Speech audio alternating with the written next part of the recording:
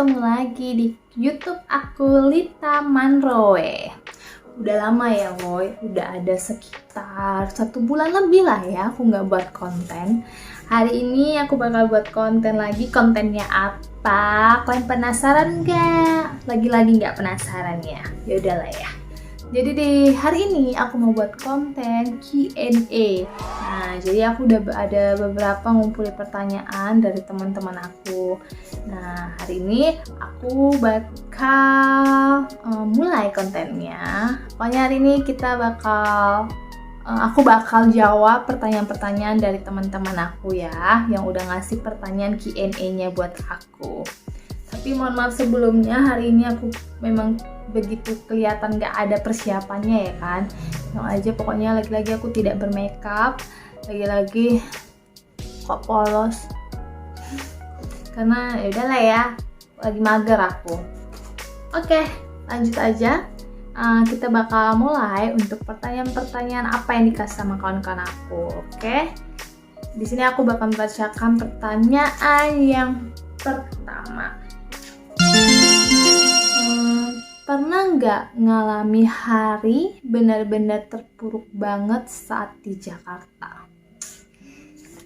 Pastinya pernah ya kan?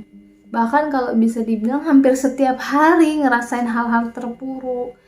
Ya banyaklah hal-hal yang dirasakan yang kayak ngejatuh mental kali di perantauan tuh banyak.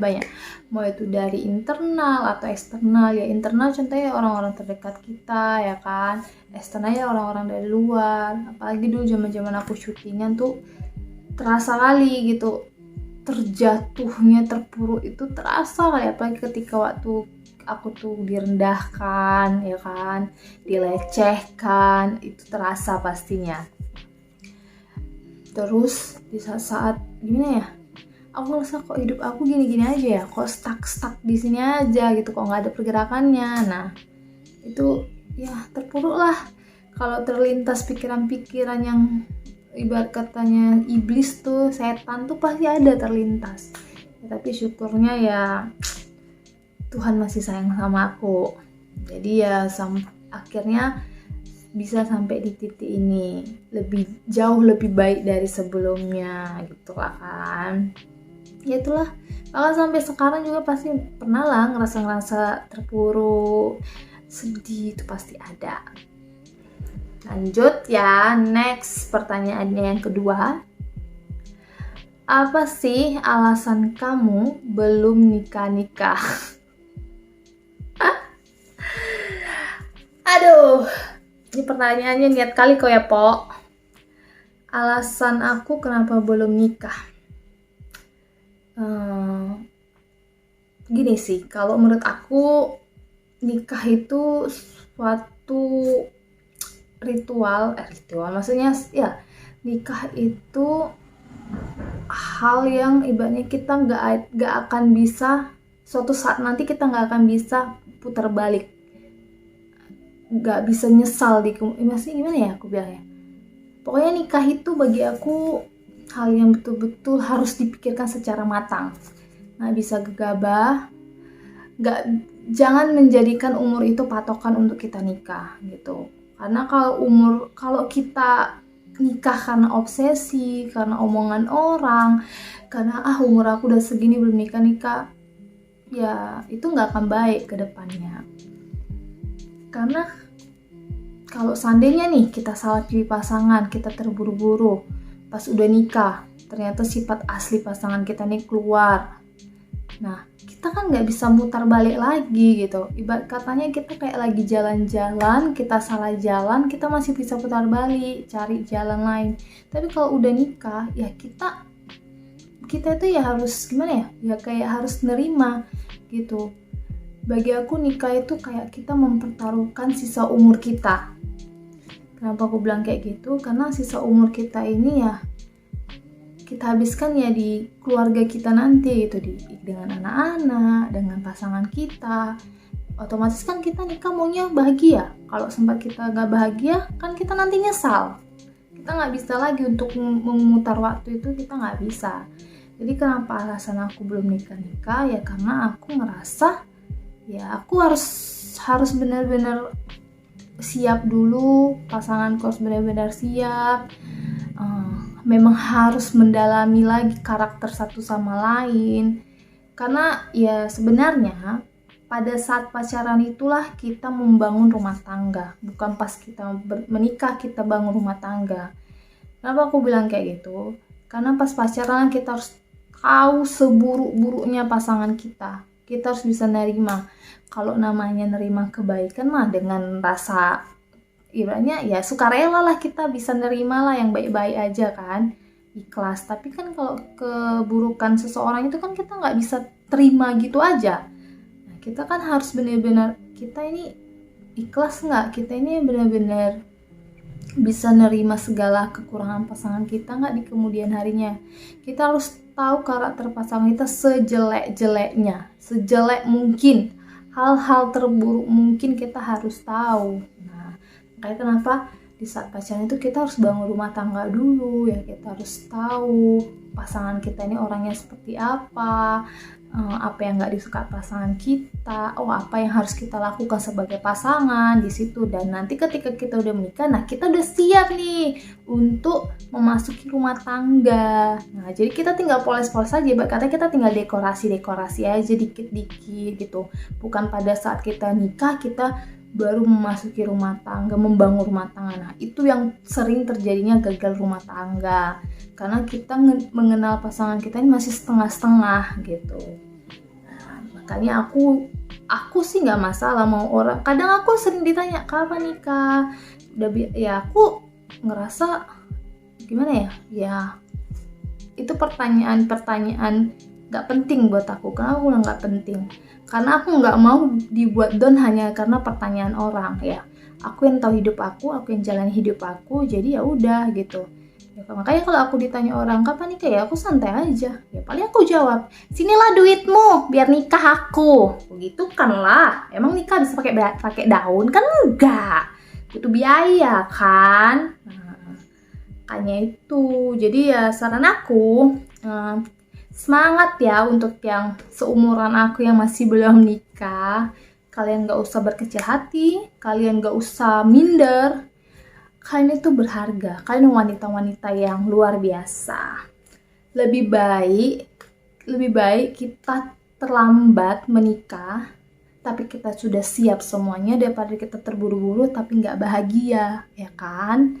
Karena itu tadi aku bilang, pokoknya nikah itu akan bisa putar balik lagi kalau kita nanti tiba-tiba ada di suatu momen yang kita ngelihat pasangan kita itu, ya ampun ternyata dia kayak gini, dia dulu nggak kayak gini, kalau dia kayak gini terus batin aku tersiksa gitu kan. Jadi aku nggak mau itu, karena aku mau bahagia, aku nggak mau menderita ya kan. Hidup ini tujuannya untuk bahagia dan membahagiakan orang.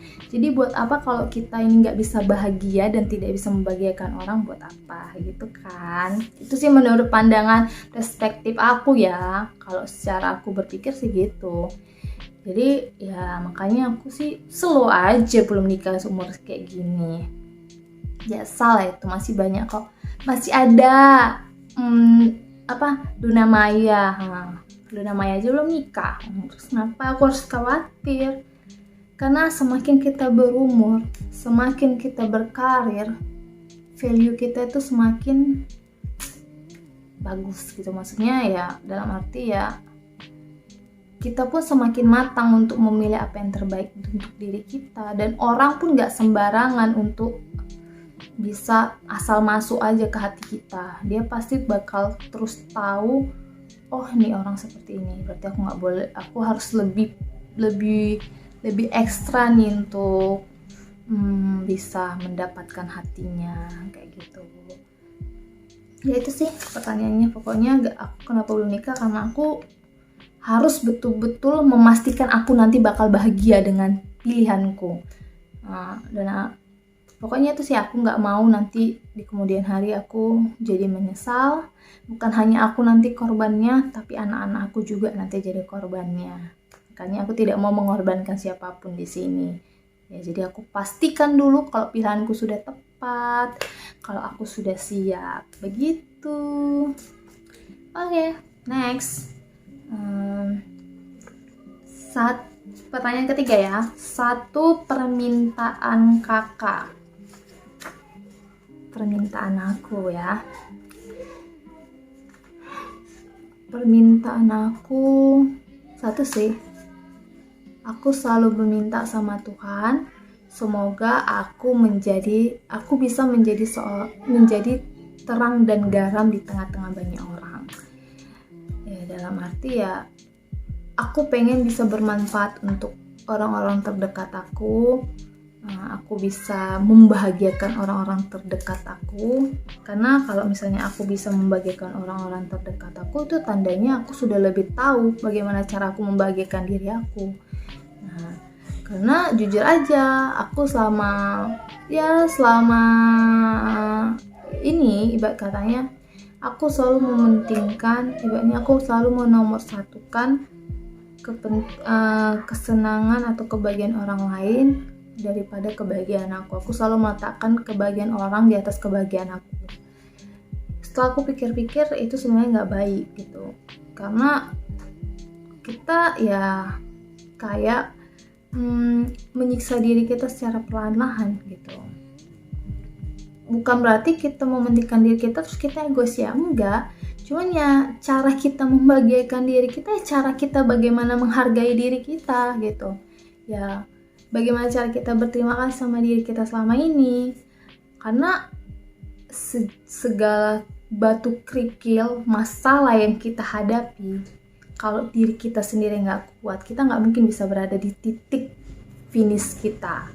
Jadi ya aku ngerasa ya aku sejauh ini sudah lebih baik bisa membahagiakan diri aku, dan aku merasa aku pun pasti bisa suatu saat nanti menjadi terang dan garam buat siapapun, bisa bermanfaat untuk orang lain itu, apalagi terutama untuk orang tuaku, untuk mama aku.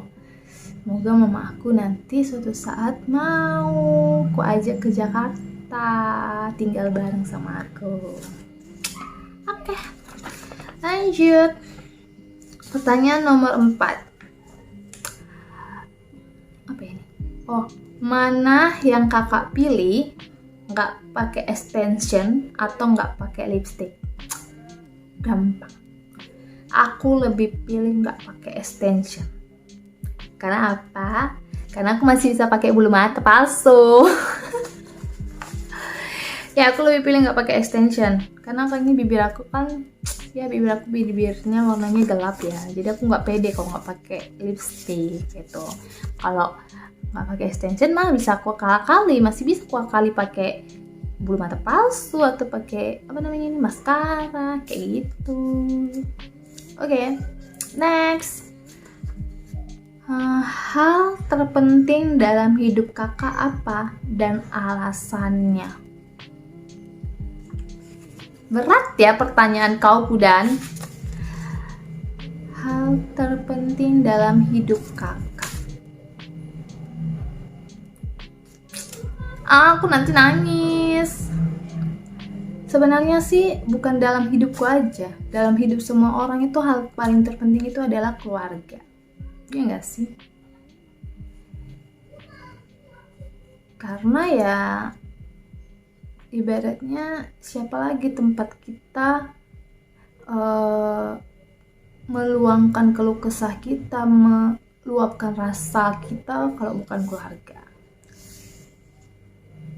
Tapi kalau aku saat ini kalau ditanya hal terpenting dalam hidup kakak, ya hal terpenting dalam hidupku itu diriku sendiri dan juga orang tuaku, mamaku. Itu hal paling terpenting dalam hidup aku. Karena ya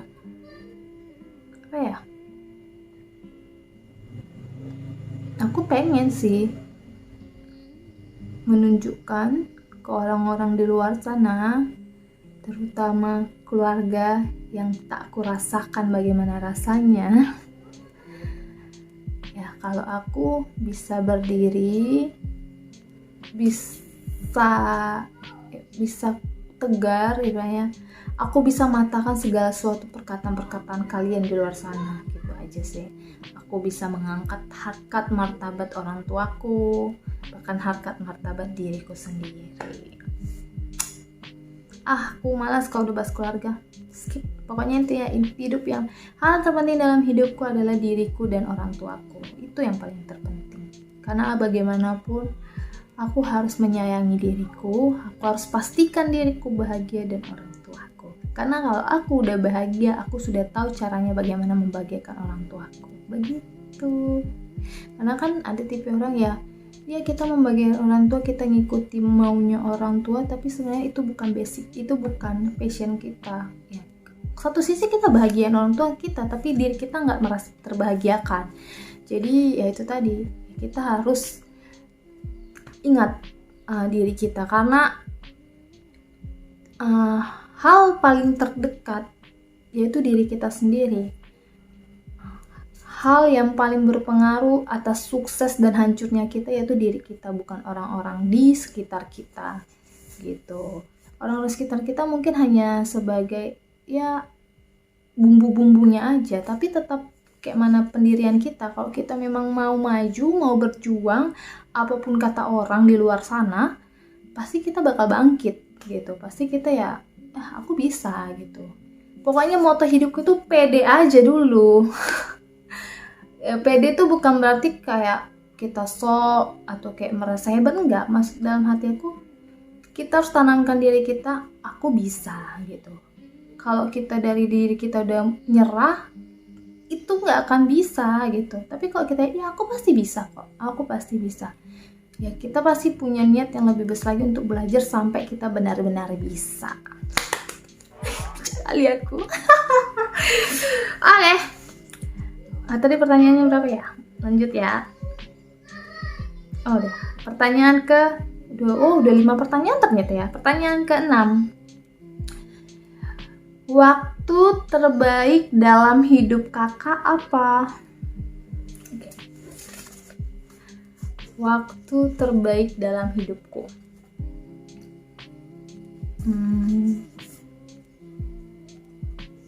Ketika aku bisa berdamai dengan diriku sendiri, itu waktu paling terbaik. Ketika aku sadar ternyata aku bisa melalui segala pergumulan hidup, badai-badai yang datang ke kehidupanku, dan aku bisa melindungi mamaku pada suatu momen yang sampai sebenarnya hal pahit yang gak akan pernah terlupakan, tapi bukan harus dijadikan dendam, justru hal yang begitu buat aku kagum sekagum-kagumnya sama Tuhan. Karena dimana saat itu posisi aku udah gak punya ayah, gak punya bapak, aku gak punya abang, gak punya kakak, aku hanya sendiri. Aku cuma punya mama. Keluarga aku tidak pernah merasakan bagaimana hangatnya keluarga. Ketika kami diterpa suatu masalah, aku sendiri tuh ragu sama diri aku. Aku cuma perempuan biasa, hanya gadis dari seorang perempuan. Orang tuanya hanya pedagang di kedai tua. Orang miskin. Yang kuhadapin adalah orang besar, orang yang pokoknya orang yang besar lah, orang kaya, orang yang disegani di kampung itu. Apa aku bisa, Tuhan? Aku cuman ibarat kata kayak anak kecil sih, aku cuman anak-anak gitu, aku bukan siapa-siapa, ibarat kata aku hanya batu kerikil. Tapi Tuhan itu luar biasa. Dia itu ngomong sama aku secara tidak langsung, tapi kurasakan aku pasti bisa melewati itu semua. Aku bisa melindungi orang tua aku bisa diandalkan. Dan puji Tuhan, suatu hal yang tidak mungkin ya sampai sekarang aku di luar nalarku, kok bisa ya Tuhan, ternyata memang bisa gitu. Suatu hal yang orang-orang yang lebih besar dari aku tidak bisa melawan dia, tidak bisa mengalahkan dia. Ternyata Tuhan kasih karunia itu dari akulah ibarat katanya orang yang bukan siapa-siapa ini, tapi ternyata aku yang bisa mengalahkan orang itu gitu. Pokoknya ya aku bisa gitu. Aku nggak nyangka, aku kagum sama kebaikan Tuhan. Tuhan begitu percaya sama aku, kenapa aku tidak harus percaya sama diriku sendiri? Jadinya gitu kan. Ya aku bisa mengangkat bukan hanya aku tapi orang tuaku dari masalah yang sangat besar, dan Tuhan menangkan aku hanya dengan cara itu tadi. Aku ingat kali mungkin orang di luar sana antara percaya dan tidak percaya, tapi aku rasakan memang kuasa Tuhan itu nyata ketika memang kita imani doa itu, kita punya iman percaya sekecil biji sesawi aja itu nyata. Pada saat kejadian itu aku hanya berdoa menatap langit, aku bilang, Tuhan, ketika orang merendahkan aku tapi Kau mengangkat aku, tidak akan ada satu orang pun yang akan berani merendahkanku lagi. Aku berdoa gitu. Kau lihat semua ini Tuhan, ikutlah Kau bekerja Tuhan. Aku percaya Tuhan ketika Kau angkat aku, tidak ada satu orang pun yang akan merendahkanku lagi. Aku doa gitu dengan sungguh-sungguh, dan mujizat itu nyata. Aku sering ngerasain mujizat Tuhan, makanya aku bisa berdiri, bisa sampai saat ini. Aku tuh ngerasa bukan karena aku gitu. Aku sendiri kagum bukan sama diriku, cuman kagum segala kebaikan yang Tuhan kasih di hidup aku. Memang awalnya sakit gitu. Tuhan ambil yang berharga dari aku, yaitu bapak aku, orang yang paling dekat, ibaratnya yang paling kusayangi. Ya, ibaratnya ya fotokopian aku lah, kayak anak kembar gitu ibaratnya. Tapi ternyata dari hal itu Tuhan mau ngasih tahu kalau Lita harus bertumbuh jadi orang yang lebih hebat lagi.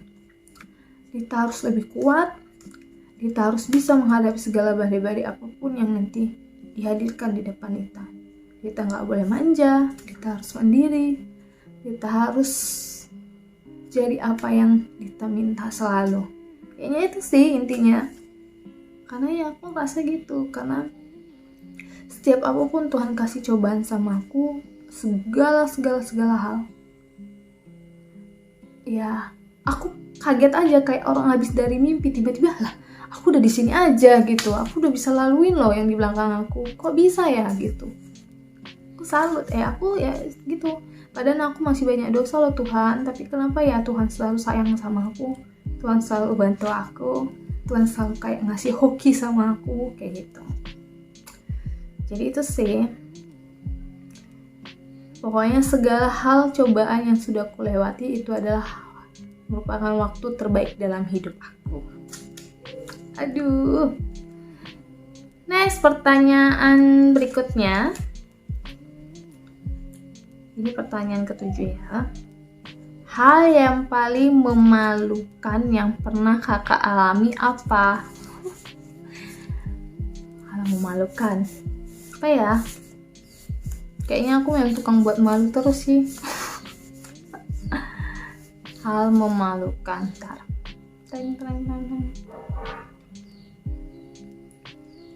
Banyak sebenarnya, cuman yang buat aku malu, ada sih. Dulu waktu aku kecil, aku pernah kekurung dalam lift. Di lift, pokoknya di rumah sakit di Medan. Aku masih anak-anak. Aku tuh kan suka naik lift ya. Jadi aku naik lift sendiri tuh. Tiba-tiba liftnya mati, terus lampunya juga gelap. Itu aku nangis di dalam. Histeris lah pokoknya. Kayaknya masih umur 10 atau 11 tahun gitu lah. Aku nangis nih kan, minta tolong kan, tolong tanpa mama aku sama ada saudara kami itu udah dibawa gitu kan. Jadi ceritanya tuh kan aku turun naik lift tuh sama mamaku. Nah, ada saudara kami yang lagi sakit gitu kan, lagi operasi. Rupanya ada yang ketinggalan apa gitu. Aku naik lagi ke atas sendiri kan. Ya udah pas turun aku kejebak nangis. Untung ada ibu-ibu yang nolong aku, yang dengar mungkin kan. Dengar dari anakku gitu. Itu udah nangis aku. Terus dibuka liftnya ini langsung kupeluk aja orang yang ada di depan aku. Ibu-ibu itu peluk aku, nangis udah histeris lah aku.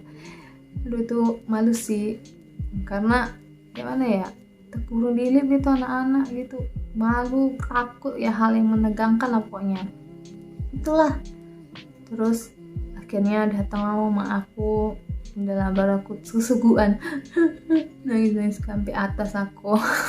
Semenjak dari itu hampir 1 tahun lebih aku tuh trauma nggak mau naik lift waktu itu. Itu sih malu kali ya pokoknya. Terus apa lagi ya hal malu yang pernah aku lakukan? Tadi satu aja hal yang paling memalukan. Terus aku pernah jalan-jalan tuh ya, nemani saudara lah ya, kayak di mall tempat perabotan gitulah, khusus perabotan. Jadi aku kan megang trolinya tuh kayak kaca tuh, jadi aku geser bang.